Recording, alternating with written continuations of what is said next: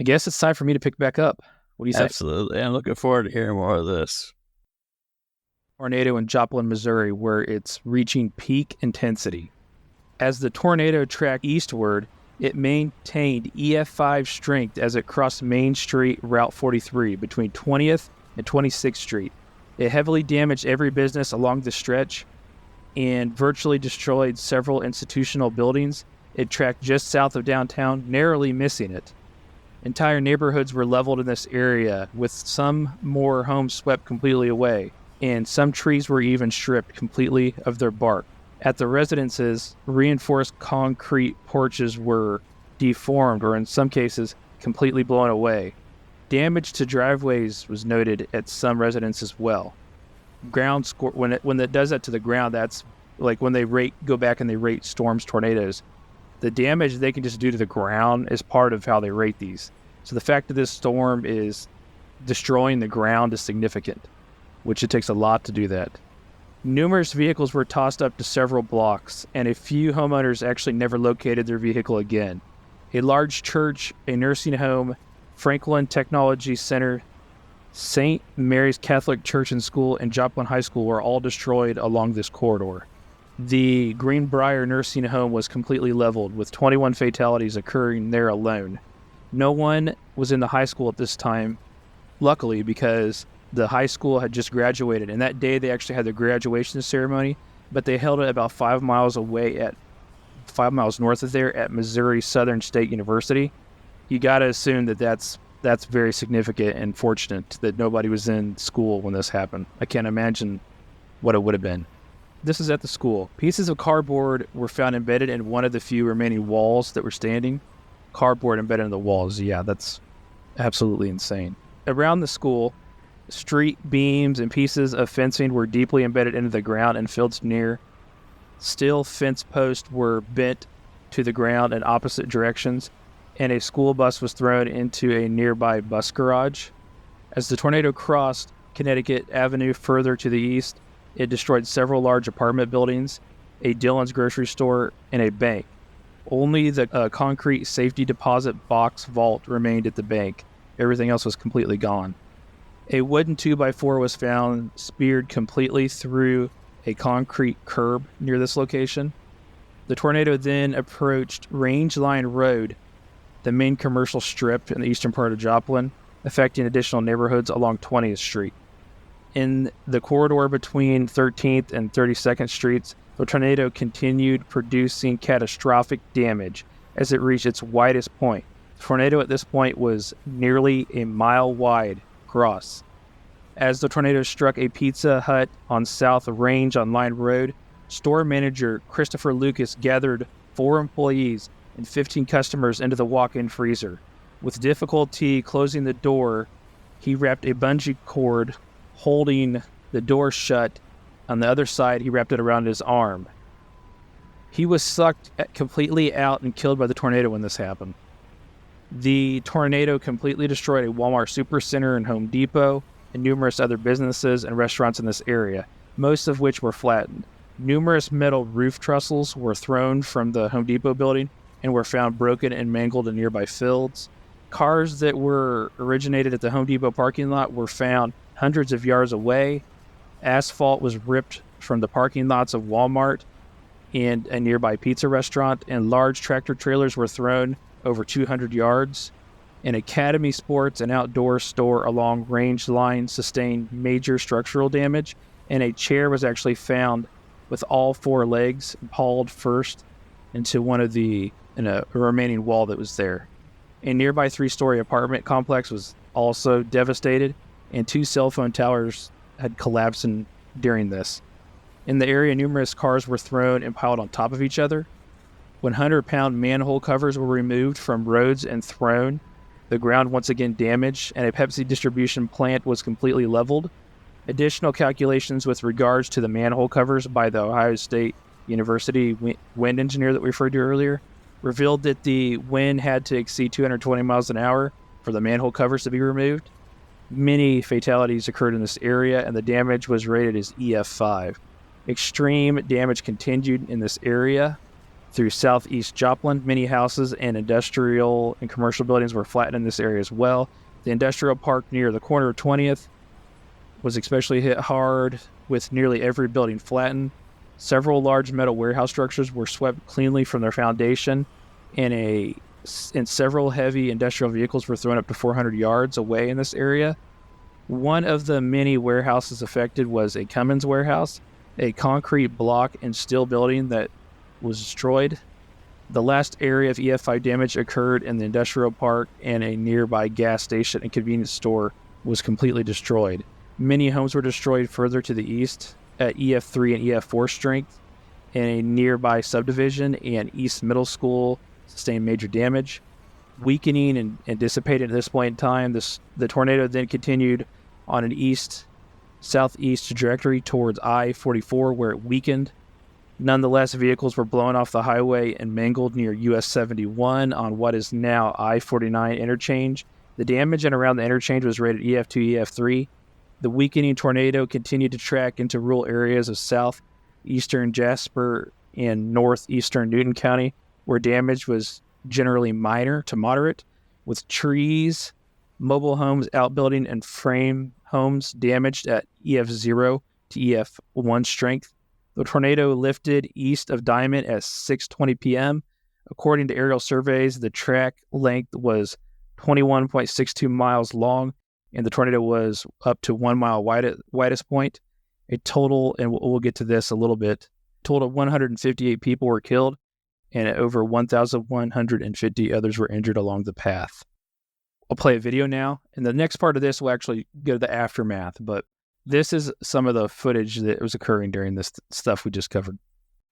In the KZRG 24-hour storm center, homes are damaged in Joplin. One guy just called up. He says his home was totaled.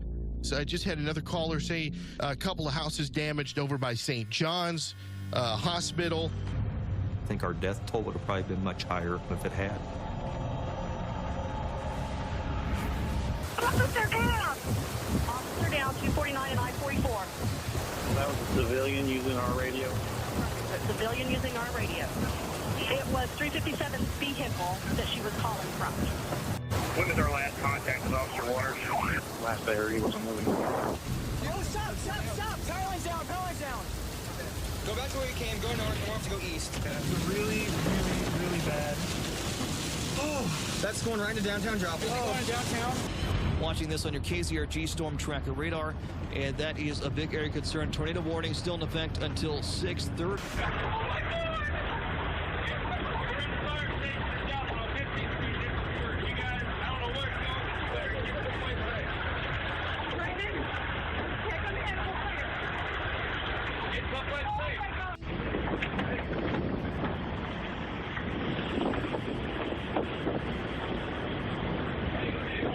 Our whole roof is gone. We will be out of service. We do have excessive damage to Station forward.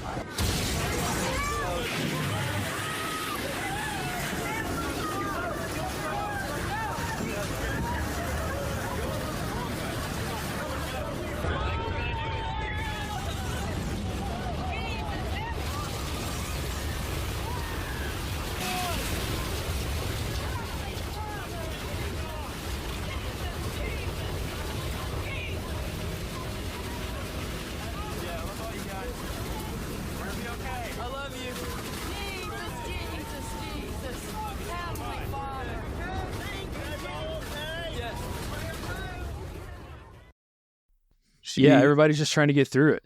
It's not only is it scary, it's sad. Yeah. These people are completely powerless. Pretty crazy when the cop car is found destroyed and the civilians calling an officer down on the radio. That's crazy. You hear somebody saying, "Is that a civilian on our radio?" Someone said, "What do you even do?" There's nothing you can do. You just try to be as safe as you can. I don't know what you can. I literally don't know what you can do. Yeah, it's ridiculous. It puts things in perspective, you know.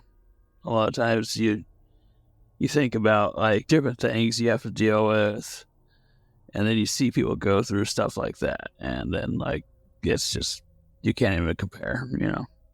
Yeah, it's kind of like your sad stories is what this should be called tonight. It also puts my stories in perspective because I'm talking about like monsters probably don't exist, but maybe. But at the same time, this thing does exist. It exists a lot. And, There's not a damn thing you can do about it. No. And it is a monster on its own. A mile wide? Yeah. A mile wide is insane. It's huge. And it keeps talking about the ground being torn up. I guess, like, I'm trying to think of the word they use for that, but it seems to be like, if this thing can rip up asphalt, that's very bad. Well, it also said it grabbed the manhole covers. Yeah, it ripped out the manhole covers. I think it threw something, what was this here? Industrial vehicles were thrown up to 400 yards. Yeah, that doesn't even make sense. Like, how is that physically possible? Leveled a Pepsi distribution plant. You said the manhole covers, it takes at least 220 miles an hour to wind to do that. And along the way, it's destroying neighborhoods. Yeah. It found a chairs, the legs of the chair were impaled completely into the wall, all four legs. Did it also say it put a 2x4 through a concrete? Yeah, it said it stuck it clear into a concrete curb, just sticking out of there into it. Physically possible. That doesn't make any sense. It doesn't make any sense, but what it is when the wind strength is simply that strong, it can happen. It can blow a car into brick. What makes this so scary and dangerous is this particular storm was moving at times 10 miles an hour, which is absurd. Typically, these things will move at, 30 to 40, 50 miles an hour. So this storm was moving 10 miles an hour, which is not... So imagine this a mile-long wide storm moving 10 miles an hour. It's basically... Probably feels like it's sitting on you. And it was an assault. It was a siege. It's sucking up more and more debris that it's then using as... it's basically a deadly weapon at that point in time. Anything flying around. I mean, it breaks all laws of like what we believe is possible because of how crazy it is. Yeah, I was actually looking it up while you were reading. I'd heard this before, but it means we should bring it up. In the U.S., 75% of all tornadoes in the entire planet happen in the U.S. Yeah, and everywhere else, they're usually like zero. Whenever there is a tornado. Right. We're the only country on the planet that has these nightmarish tornadoes. Some countries have had them, but they're very rare. Super rare, yeah. But here it seems to be, this particular city, I think it said it had, 3 tornadoes in the last 40 years. None of them obviously were comparable with this, but... Yeah, but it's interesting. Like there was this guy online. This is a little bit of a tangent, but he talked about how he used to live in England and he moved here and then he saw the storms we have, and he was like, "What is wrong with you people that you would live here?" It's funny that you say that because when I was looking into some of this footage, there was a guy from California. That was the first time that day. He moved there 2 weeks before. He had never heard a tornado. He had never been in a tornado warning. He was, I think he said 30 something when he moved. Right. So this was just traumatizing him. Like he didn't even know. He was actually the one earlier in the footage where he said, like, where do we go? And I think they went in the closet and then the power went out immediately. Literally didn't know what to do, right? It's not something you think about unless obviously we know here what to do. How we react to those is completely different. This is a city that in an area that's prone to tornadoes. Right. But not prepared for something like this. No, you can't be, and we'll get into it in the aftermath part. When you go to like Oklahoma City, there's so many tornadoes of great strength that travel a very similar path from like Moore, Oklahoma City, that area. And they have a whole other building code on how they build homes there. This area is not quite up to that. We'll get into that in a little bit, but I don't think you can be prepared for something like this. No. And I don't know if you picked up on it, but we've also at this point in the story identified that the fire stations have been taken out. The hospital was in the beginning part of the town. and we'll get to that in the aftermath. So systematically, this thing it's damaged communications, their search and rescue ability, then their medical. Did I say systematically? Yeah, of course I didn't mean to, but it almost seems like... It does seem like as a creature, right? Yeah, you take out all those things, what are people going to do? Yeah. And some of this footage that we're seeing, obviously it's not the worst of the things that happen, and when you see this aftermath, it'll blow your mind, but it's because the people that could have probably filmed the worst are dead, to be honest. Yeah. Or probably couldn't physically do it. So these areas that we're seeing were really bad, but I don't want to say I'm excited, but I'm excited to share with you what the aftermath is, just so everybody watching can get the whole grasp of it. Go to some of that. Yeah, we're live across all social media. We have some people saying, what a massive force of nature. What a scary, dangerous thing. All you can do is duck and cover. Yeah. And then somebody points out that a lot of times, and we'll cover that. A lot of times these things cause fires, electrical issues, and other things. What the person's saying, it's a lengthy comment, but they're saying that this is just the first part of it. It's what comes next too. And we'll get to some of that. Absolutely. This is a nightmare. Yeah. Yeah, I agree.